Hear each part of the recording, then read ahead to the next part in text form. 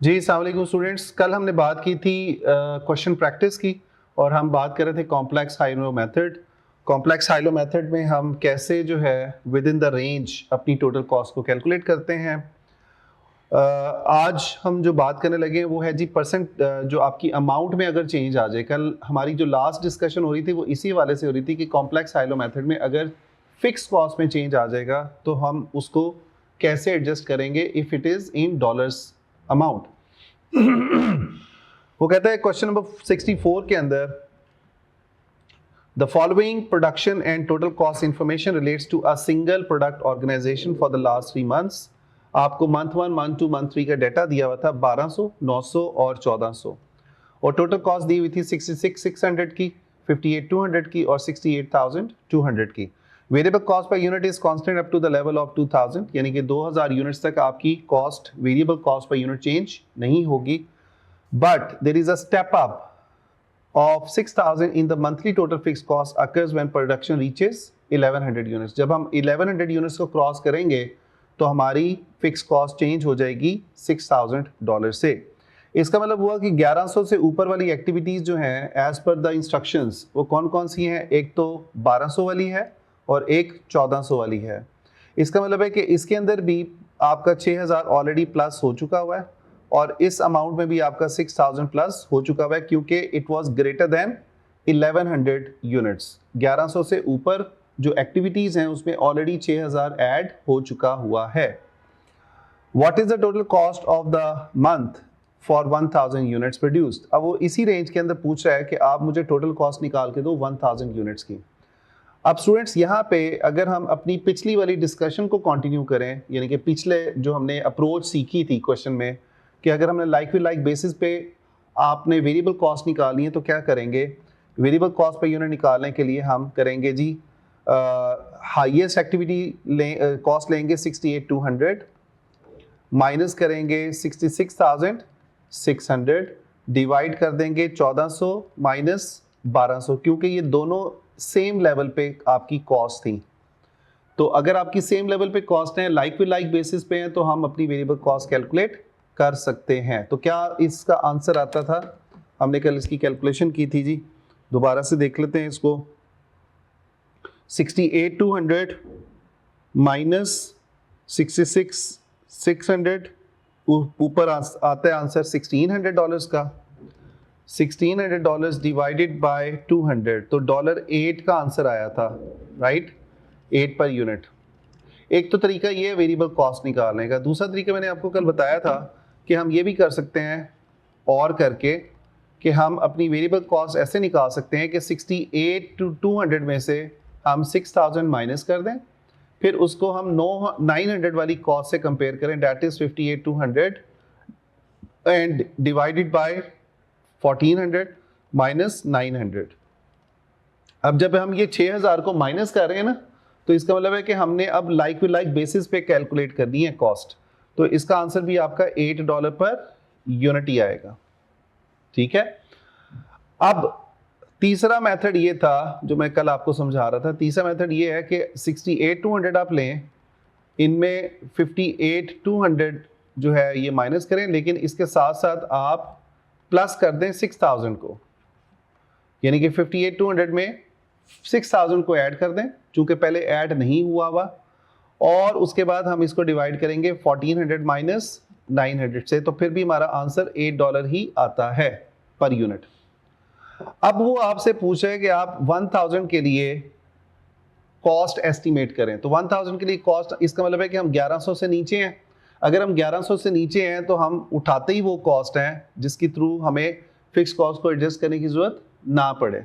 तो हम क्या करेंगे स्टूडेंट्स, टोटल फिक्स कॉस्ट निकालने के लिए हम 58,200 लेंगे, इसमें से माइनस करेंगे highest activity lowest activity 900 into 8, ठीक है।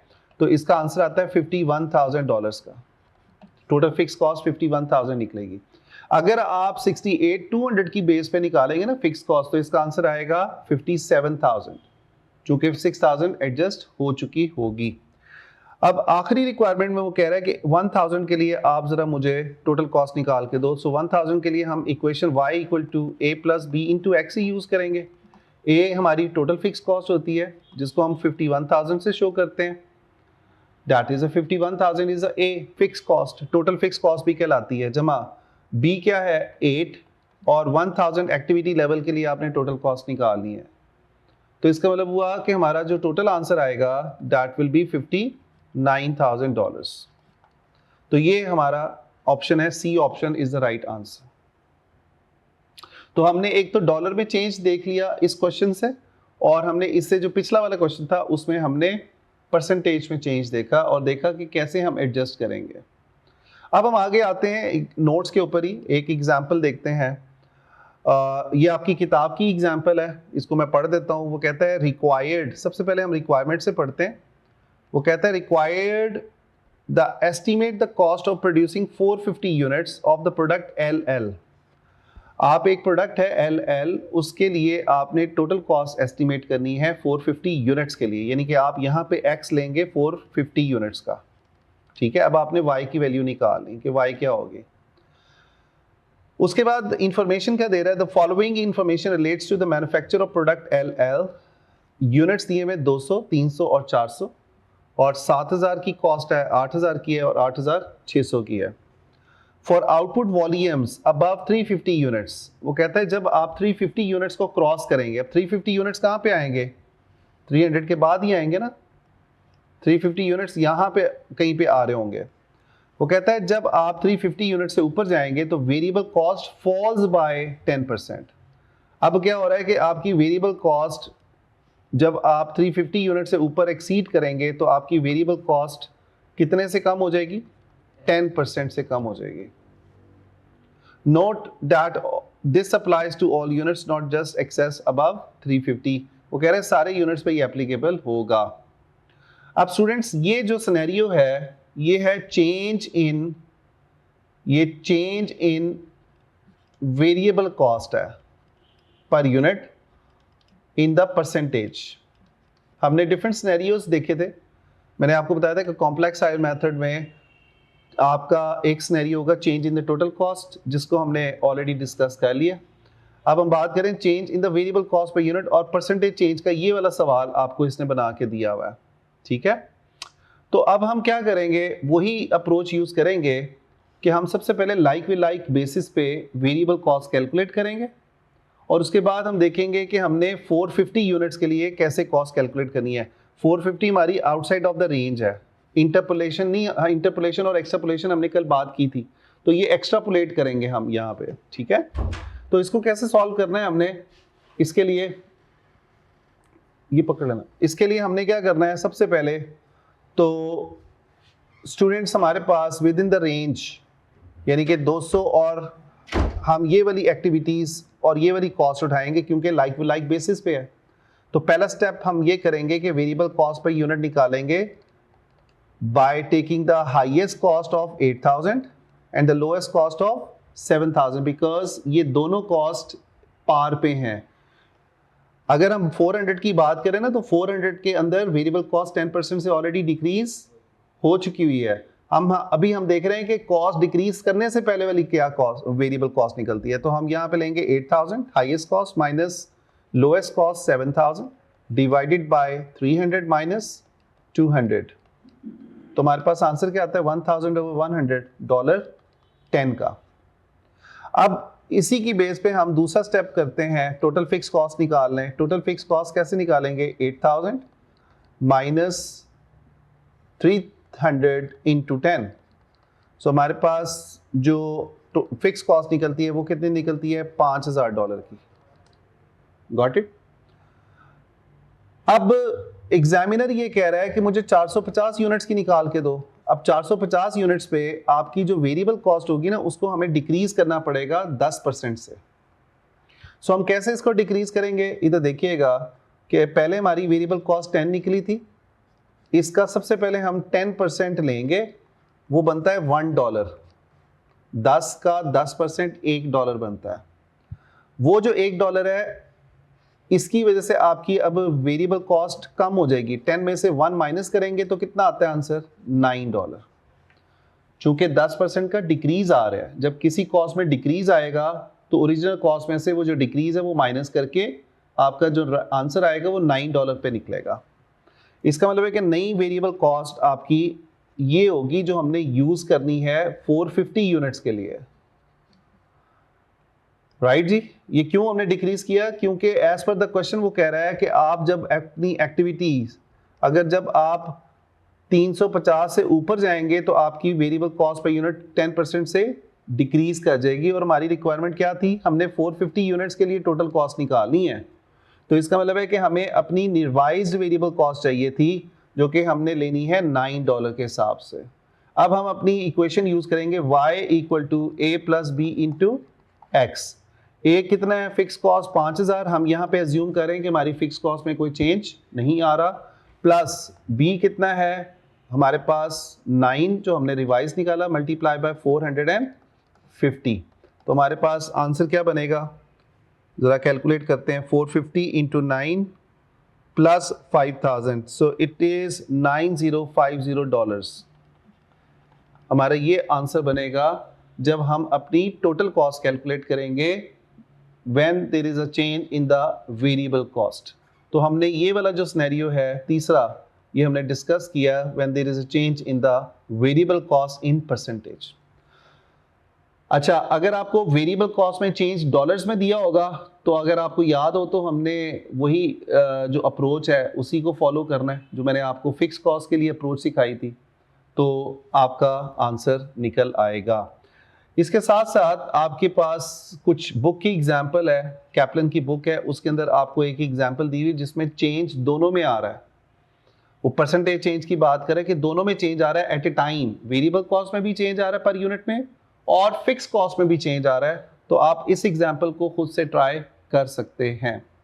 अब हम आते हैं एग्जाम किट के क्वेश्चंस के ऊपर और देखते हैं कि हम एग्जाम किट के जो क्वेश्चंस हैं कौन कौन से कर सकते हैं। ज़रा शुरू से लिस्ट देखते हैं और ख़ास तौर पे जो हाई एंड लो मेथड के क्वेश्चंस हैं वो हम साथ साथ करते रहेंगे।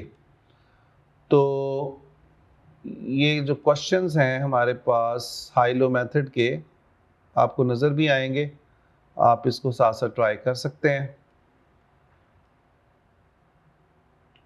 शुरू से देखते हैं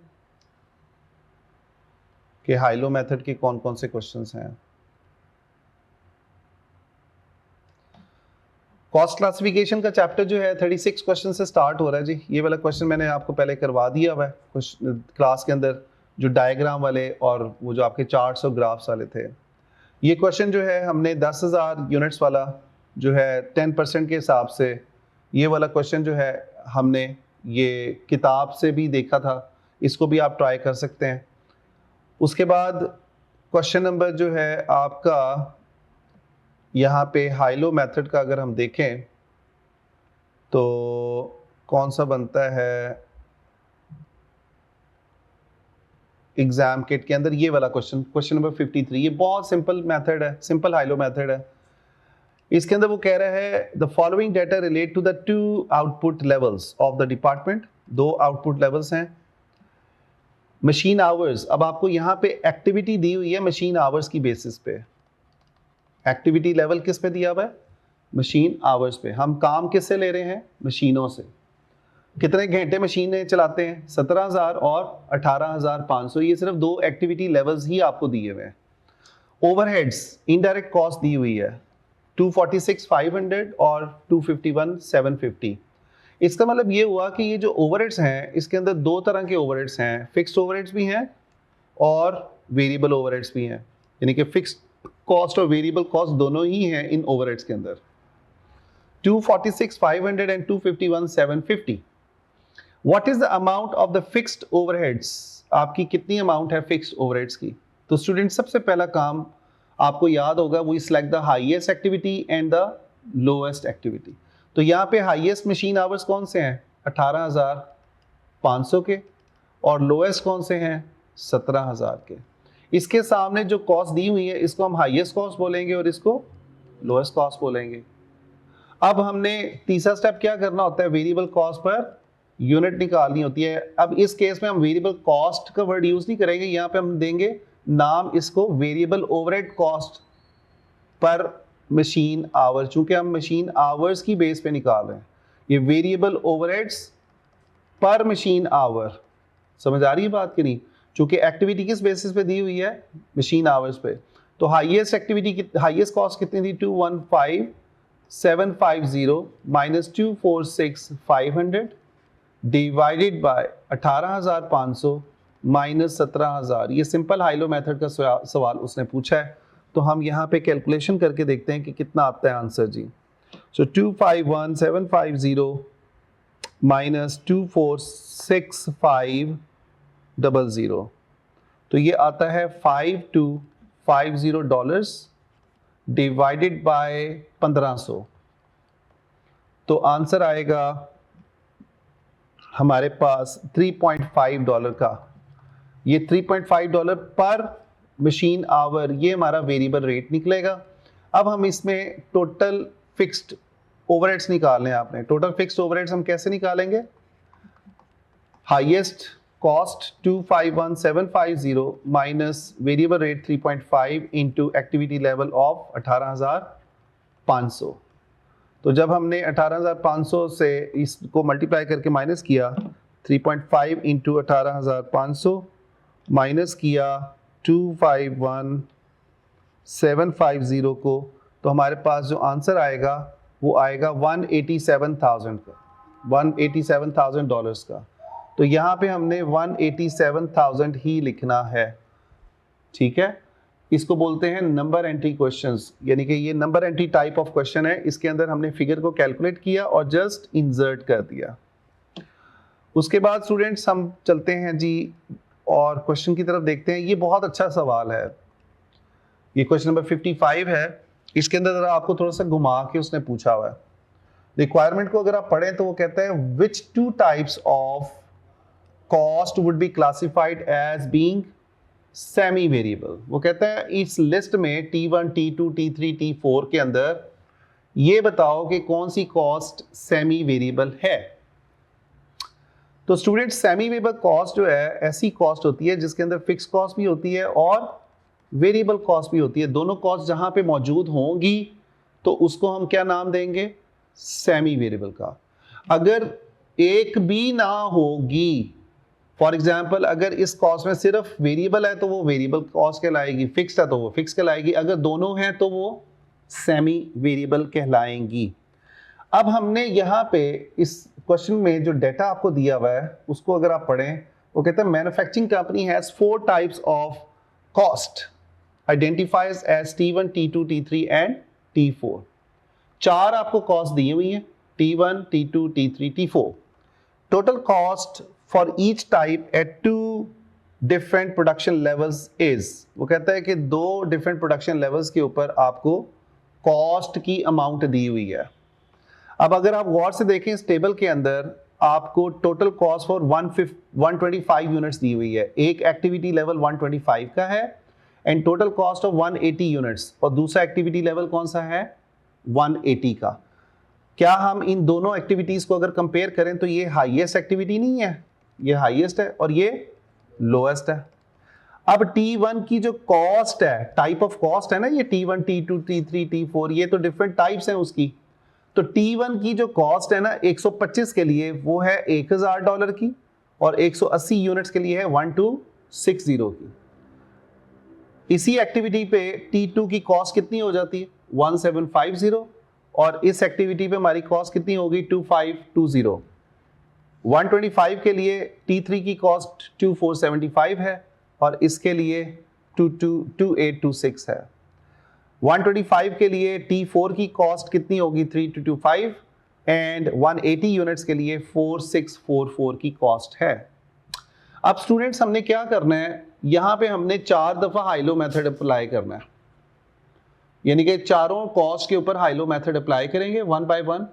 अगर इनमें दोनों एलिमेंट्स मौजूद हैं, फिक्स्ड और वेरिएबल, आप दोनों कैलकुलेट कर सकते हैं, तो इसका मतलब है वो सेमी वेरिएबल है। अगर एक निकल आती है तो वो सिर्फ फिक्स कॉस्ट होगी या वेरिएबल कॉस्ट होगी। तो हम इसको अप्लाई करते हैं T1 और T2 के लिए। T3, T4 आपने खुद ही करना है। सो मैं यहां पे लिखता हूं डाटा। ये कॉस्ट कौन सी है? T1 की।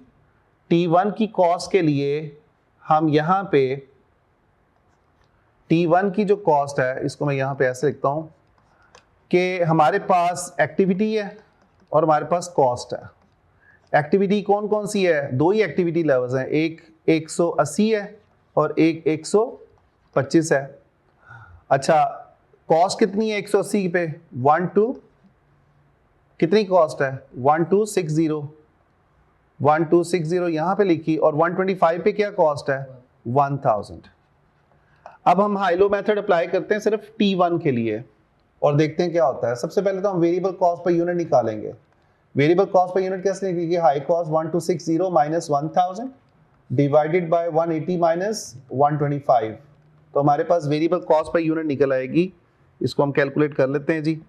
सो 1260 divide minus 1000 divided by 180 minus 125, तो हमारे पास 4.73 की कॉस्ट आती है पर यूनिट। उसके बाद हम टोटल फिक्स कॉस्ट देखते हैं कि क्या निकल सकती है कि नहीं निकल सकती। टोटल फिक्स कॉस्ट कैसे निकलेगी? 1260 माइनस 180 इंटू 4.73। तो अगर हम कैलकुलेट करें तो हमारे पास फिक्स कॉस्ट निकलती है तकरीबन कोई $409 की। इसका मतलब है कि हम वेरिएबल कॉस्ट पर यूनिट भी कैलकुलेट कर सकते हैं और फिक्स कॉस्ट भी कैलकुलेट कर सकते हैं। तो मैं इस T1 को क्या नाम दूंगा? ये मेरी कहलाएगी सेमी वेरिएबल कॉस्ट, क्योंकि इसमें दोनों एलिमेंट ऑफ कॉस्ट मौजूद हैं। वेरिएबल कॉस्ट भी निकल सकती है और फिक्स कॉस्ट भी निकल सकती है। अब इसी अप्रोच को हम यूज करते हैं T2 के लिए। T2 में क्या होगा स्टूडेंट्स कि हमारे पास कॉस्ट चेंज होंगी, लेकिन हमारे पास जो है एक्टिविटी वही रहेगी। तो T2 की जरा कॉस्ट बताएं क्या थी? हमारे क्वेश्चन के अंदर क्या दी हुई है T2 की कॉस्ट? वो कहता है कि जी T2 की जो कॉस्ट है वो 2520 है, एक इसके लिए 2520 है, और 125 यूनिट्स के लिए कितनी है? 1750। सो 2520 को ऊपर रखेंगे, इसमें से 1750 को माइनस करेंगे, और हाईएस्ट एक्टिविटी 180 है, 125 लोएस्ट है। तो अब हम देखते हैं कि हमारा आंसर निकलता है वेरिएबल कॉस्ट पर यूनिट का कि नहीं निकलता।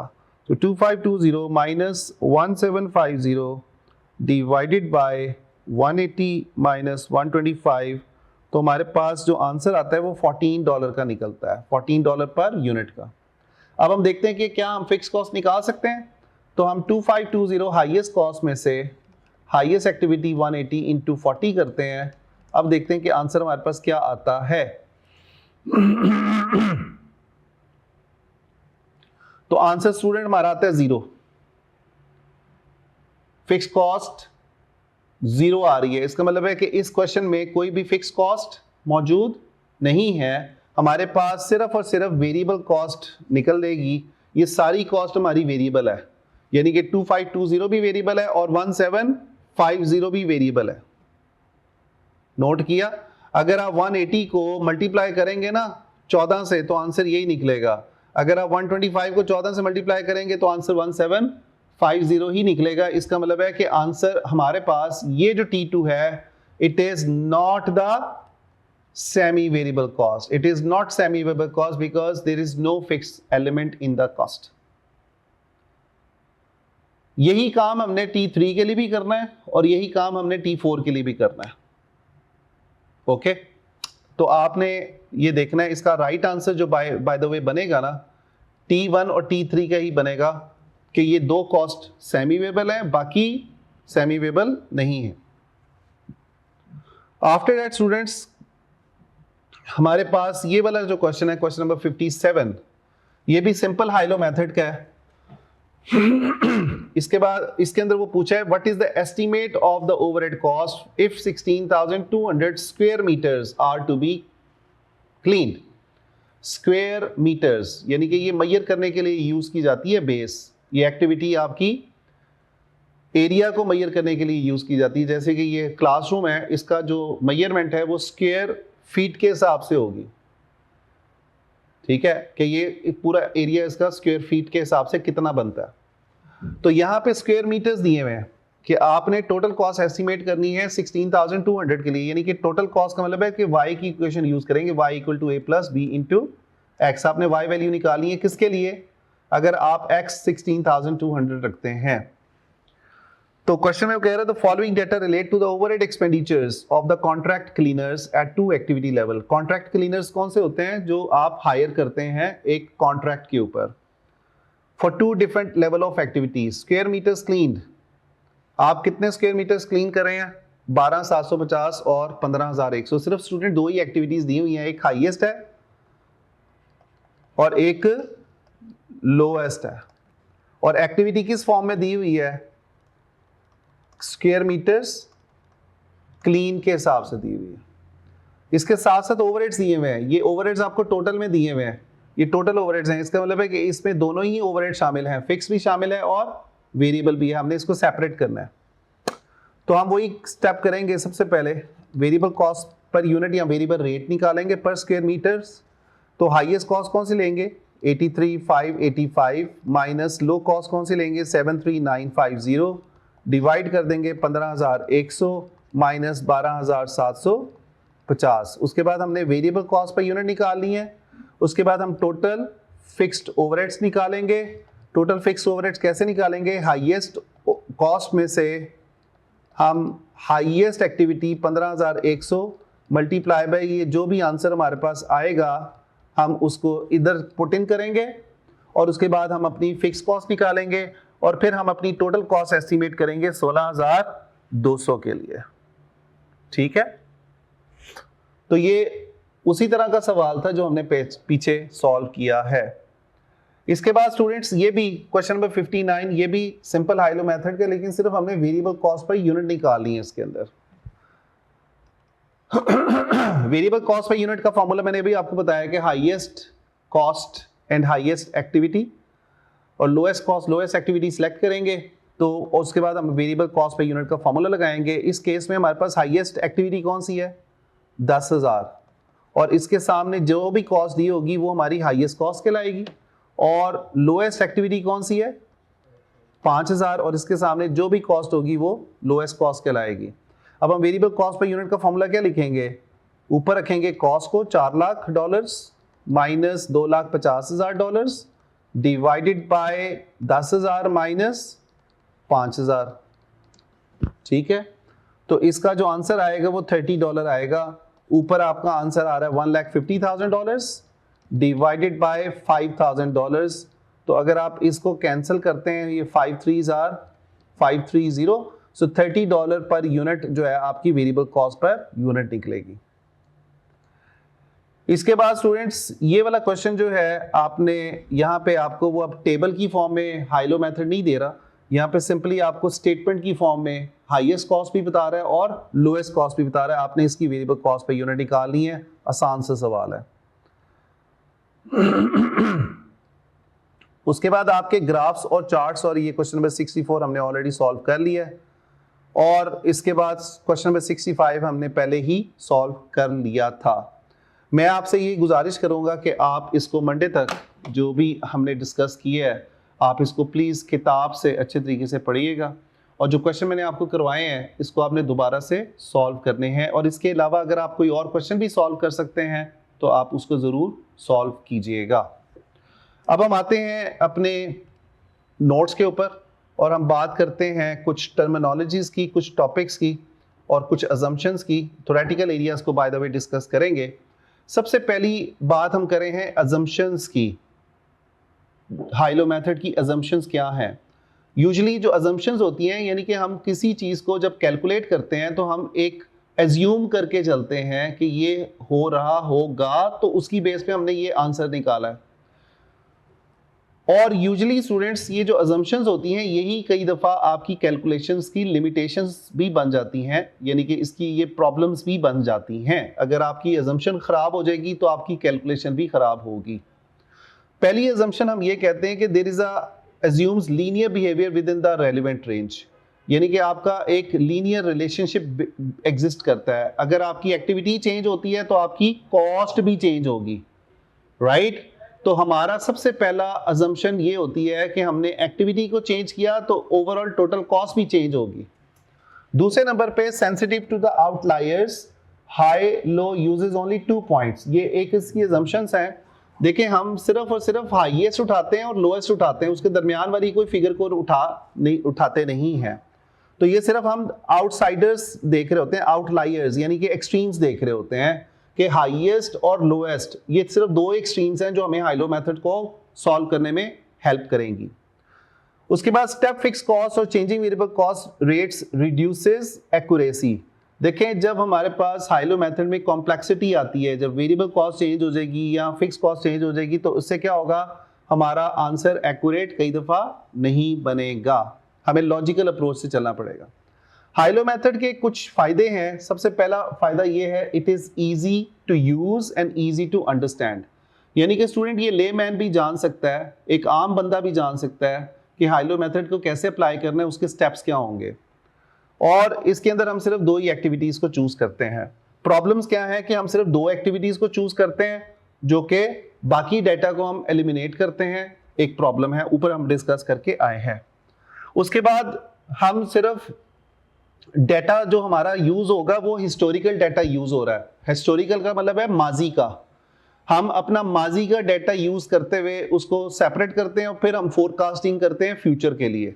तो कई दफा आपका जो माजी का डाटा है वो खराब भी हो सकता है, उसके अंदर कोई फ्लॉज भी हो सकते हैं। अगर उस डाटा के अंदर कोई मिस्टेक्स हैं, फ्लॉज हैं, एरर्स हैं, तो उसकी वजह से आपका जो आंसर निकलेगा वो करेक्ट नहीं निकलेगा। उसके बाद स्टूडेंट्स जो दूसरा मेथड है, इसके बारे में हमने डिस्कशन आगे चल के करनी है, इसका नाम है regression analysis. Students regression analysis भी हमें हेल्प करता है दो तरीकों से। एक तो हम अपनी कॉस्ट को सेपरेट कर सकते हैं into the fixed and variable cost by using the statistics, and the second benefit which is the main benefit is that कि ये हमें forecasting करते हुए या estimation करते हुए help करेगा। अगर हमने stats को use करके future की predictions करनी है, future के data को predict करना है, future के data को forecast करना है, तो हम regression analysis को भी use कर सकते हैं। आगे चल के इंशाल्लाह ताला हमारा ये जो है डिस्कशन आएगी खास तौर पे बजटिंग के सेक्शन में, या क्वांटिटेटिव मेथड जो हैं या क्वांटिटेटिव टेक्निक्स जो हम यूज करते हैं बजटिंग में, वहां पे हम ये बात करेंगे। उसके बाद स्टूडेंट्स कुछ टर्मिनोलॉजीज हैं जिसके बारे में हमने बात करनी है, जैसे कि कॉस्ट सेंटर्स क्या होते हैं, कॉस्ट ऑब्जेक्ट्स क्या होते हैं, कॉस्ट यूनिट्स क्या होते हैं। इसी तरह हम बात करेंगे रेवेन्यू सेंटर्स की, प्रॉफिट सेंटर्स की और इन्वेस्टमेंट सेंटर्स की। स्टूडेंट कॉस्ट सेंटर क्या होता है? सेंटर का मतलब होता है लोकेशन, सेंटर का मतलब क्या होता है? Focus point. फोकस्ड पॉइंट को हम सेंटर बोलते हैं। जैसे एक सर्कल है, एक सर्कल है, उसका एक सेंटर होता है, ठीक है। ये जो सेंटर है ये एक मरकज है। आप ये कह सकते हैं कि this is the centre of the circle, जिसके इर्द गिर्द आप पूरा सर्कल, एक पूरा दायरा खींचते हैं। यहां पे हम सेंटर को भी बोल रहे हैं ये इसको हम बोल रहे हैं लोकेशन को, एक CEN। अच्छा ये जो ये जो सेंटर है ना, इसको हम ऐसे लिखते हैं CENTER, ये सेंटर है। ये क्या है? सेंटर है, सर्कल का सेंटर है, मरकज है। और एक सेंटर को हम ऐसे लिखते हैं CENTRE। ये जो सेंटर है, जैसे आपने अक्सर सुना होगा बुक सेंटर, क्या नाम सुना होगा? Book centre. रिपेयर सेंटर, आपने नाम सुना होगा स्टेशनरी सेंटर, ठीक है। कॉल सेंटर, कॉल सेंटर, इसका मतलब है ये जो सेंटर है इसको हम यहां पे बोल रहे हैं मरकज, यानी कि जगह, लोकेशन। ऐसी जगह जहां पे सिर्फ स्टेशनरी बिकती है उसको हम बोलते हैं बुक सेंटर। जहां पे किताबें कॉपियां बिकेंगी, बुक सेंटर। जहां पे रिपेयर का काम होगा, रिपेयर सेंटर। LG कंपनी का अब एक रिपेयर सेंटर है जहां पे सिर्फ रिपेयर का काम होता है। आपने नाम सुना होगा जो है, हमने और कौन सी एग्जांपल्स दी थी सेंटर की? जैसे मैंने आपको बताया book centre, repair centre, call centre. Call centre का मतलब क्या होगा कि ऐसी लोकेशन जहां पे सिर्फ कॉल्स अटेंड की जाएंगी, कॉल्स के आंसर दिए जाएंगे, that is called as call centre. अब यहां पे सेंटर का मतलब क्या हो सकता है? कॉस्ट सेंटर से क्या मुराद है? ऐसा मरकज, ऐसी जगह जहां पे सिर्फ और सिर्फ हम अपनी कॉस्ट को आइडेंटिफाई करते हैं, कॉस्ट को रिकॉर्ड करते हैं या कॉस्ट को एलोकेट करते हैं। ऐसी जगह को जहां पे हम कॉस्ट से डील करते हैं या कॉस्ट को रिड्यूस करने की कोशिश करते हैं, ऐसे डिपार्टमेंट को, ऐसे सेंटर को, ऐसी लोकेशन को कॉस्ट सेंटर बोलते हैं। अब ये जो कॉस्ट सेंटर है, इसकी एग्जांपल के तौर पे प्रोडक्शन डिपार्टमेंट की अगर हम बात करें, प्रोडक्शन डिपार्टमेंट में हम क्या करते हैं? चीज़ों को प्रोड्यूस करते हैं, और जब हम चीज़ों को प्रोड्यूस करते हैं तो सिर्फ हमारी कॉस्ट लग रही होती है, उस पर सिर्फ कॉस्ट लग रही होती है, मीन्स लागत आ रही होती है। ये प्रोडक्शन डिपार्टमेंट ना आपको कोई रेवेन्यू देता है, ना आपको प्रॉफिट देता है, ये तो सिर्फ कॉस्ट लगा रहा होता है। सो ऐसी जगह जिस पे हमारी सिर्फ कॉस्ट लग रही होती है, उसको हम क्या नाम देते हैं? Cost centre. और इसका जो मैनेजर होगा वो रिस्पॉन्सिबल होगा किसके लिए? कॉस्ट को रिड्यूस करने के लिए, रिडक्शन ऑफ द कॉस्ट के लिए वो जिम्मेदार होगा, क्योंकि वो डील ही कॉस्ट को कर रहा है। अब कॉस्ट सेंटर्स की बहुत सारी एग्जांपल्स हो सकती हैं। कॉस्ट सेंटर जो है ये प्रोडक्शन कॉस्ट सेंटर भी हो सकता है और सर्विस कॉस्ट सेंटर भी हो सकता है। कुछ ऐसे कॉस्ट सेंटर्स होते हैं जो प्रोडक्शन में डील करते हैं, जो चीज़ों को बनाते हैं। जैसे एग्जांपल के तौर पे अगर हम बात करें कटिंग डिपार्टमेंट या assembling department in the factory, ऐसा डिपार्टमेंट जो सिर्फ असेंबलिंग कर रहा है, चीज़ों को जोड़ रहा है, उसको जोड़ने की सिर्फ कॉस्ट ही लग रही होती है, यानी कि ये ना हमें प्रॉफिट देगा ना हमें रेवेन्यू देगा, ये सिर्फ हमारी कॉस्ट ही लगा रहा होगा। इसी तरह सर्विस सेंटर क्या होता है? जो सर्विसेज प्रोवाइड करता है, ऐसा डिपार्टमेंट जो सर्विसेज दे रहा है। जैसे कि आईटी का डिपार्टमेंट है, आईटी का डिपार्टमेंट हमें क्या करता है? सर्विसेज देता है।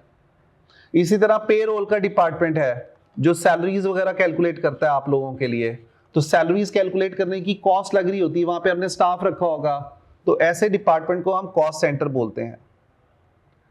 तो यहां पे अगर हम इसकी डेफिनेशन देखें तो वो कहता है it can be a location, एक जगह भी हो सकती है, it can be a person, एक आदमी भी हो सकता है, और it can be an item of equipment for which cost are collected.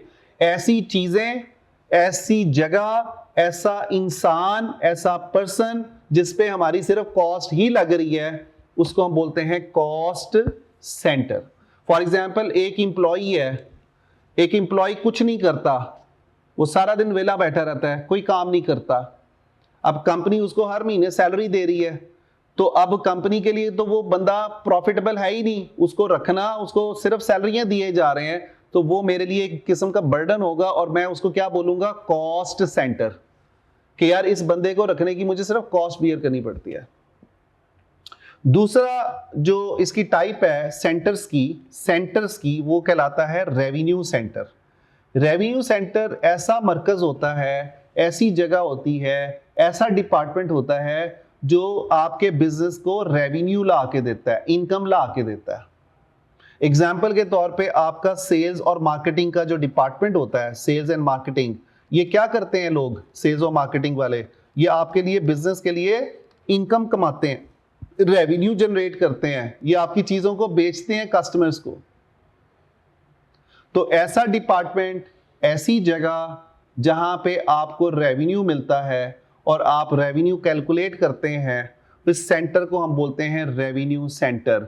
अब अगर हम मैनेजर हैं रेवेन्यू सेंटर के, तो जो रेवेन्यू सेंटर का मैनेजर होगा ना, उसकी ये जिम्मेदारी होती है कि वो कोशिश करे और अपना मैक्सिमम एफर्ट और एनर्जी पुट इन करे, ताकि वो अपने रेवेन्यू को क्या करे? मैक्सिमाइज करे, ज्यादा से ज्यादा करे।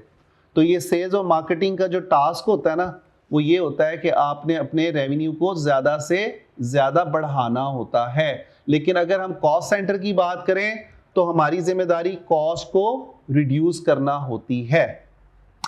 उसके बाद प्रॉफिट सेंटर एक ऐसी जगह, एक ऐसी लोकेशन जहां पे हम दोनों को रिकॉर्ड करते हैं, कॉस्ट को भी रिकॉर्ड करते हैं और रेवेन्यूज को भी रिकॉर्ड करते हैं। यानी कि ऐसा मैनेजर जो दोनों के लिए जिम्मेदार हो, कॉस्ट की रिडक्शन के लिए भी जिम्मेदार हो और रेवेन्यू को बढ़ाने के लिए भी जिम्मेदार हो, तो इस सेंटर को हम क्या बोलेंगे? प्रॉफिट सेंटर बोलेंगे। एग्जाम्पल के तौर पे जो प्रॉफिट सेंटर है आपकी कंपनी का डिवीजन भी हो सकता है, या आपके बिजनेस का सेगमेंट भी हो सकता है, एक खास सेगमेंट जो दोनों के लिए जिम्मेदार है, या आपकी कंपनी की ब्रांच, एक खास ब्रांच है जो दोनों के लिए जिम्मेदार है। जैसे मैकडॉनल्ड्स की ब्रांच है, मैकडॉनल्ड्स की ब्रांच में हम दोनों चीजों को देख रहे होते हैं, कॉस्ट को भी देख रहे होते हैं कि कॉस्ट कितनी कम की है हमने उस ब्रांच की, और साथ साथ हम ये भी देख रहे होते हैं कि उसने हमारे लिए रेवेन्यू कितना कमा के दिया है, चूंकि आपकी सेल परचेज दोनों ही एक जगह पे हो रही हैं। मैकडॉनल्ड्स की ब्रांच अगर गुलबर्ग की बात करें तो वो रेवेन्यू को भी देख रहे हैं और साथ साथ कॉस्ट की कटिंग को भी देख रहा है मैनेजर उसका। तो प्रॉफिट मैक्सिमाइजेशन जो है इस मैनेजर की जिम्मेदारी होगी। क्या जिम्मेदारी होगी? Profit maximisation. उसके बाद इन्वेस्टमेंट सेंटर्स। इन्वेस्टमेंट सेंटर्स क्या होते हैं? ऐसे सेंटर्स जैसे कि फाइनेंस डिपार्टमेंट, किसी कंपनी का फाइनेंस डिपार्टमेंट, ये आपको बताता है कि भाई आप अपनी सेविंग्स या अपना प्रॉफिट कहाँ पे इन्वेस्ट करेंगे, प्रॉफिट किधर किधर इन्वेस्ट कर सकते हो। जैसे कंपनी ने अगर $1 मिलियन प्रॉफिट कमाया तो हम कौन कौन से प्रोजेक्ट पे उसको इन्वेस्ट करेंगे और हमें क्या रिटर्न ऑफर होगा। तो ऐसे सेंटर को हम बोलते हैं इन्वेस्टमेंट सेंटर। अब स्टूडेंट्स बारी आती है रिस्पॉन्सिबिलिटी अकाउंटिंग की। स्टूडेंट्स ये जितने भी डिपार्टमेंट्स की या हमने सेंटर्स की बात की है, इनकी हमने अलग अलग रिस्पॉन्सिबिलिटीज की भी बात की है। जैसे कॉस्ट सेंटर की जिम्मेदारी कॉस्ट रिडक्शन है, रेवेन्यू सेंटर की जिम्मेदारी रेवेन्यू मैक्सिमाइजेशन है, प्रॉफिट सेंटर की जिम्मेदारी प्रॉफिट मैक्सिमाइजेशन है, इन्वेस्टमेंट सेंटर की जिम्मेदारी प्रॉफिट कमाना है ओवर द इन्वेस्टमेंट। तो हम इसको रिस्पॉन्सिबिलिटी सेंटर्स भी बोलते हैं, और इसके लिए जो अकाउंटिंग हम करते हैं उसको रिस्पॉन्सिबिलिटी अकाउंटिंग भी बोलते हैं। तो responsibility centres are those centres which are the responsibility of different managers.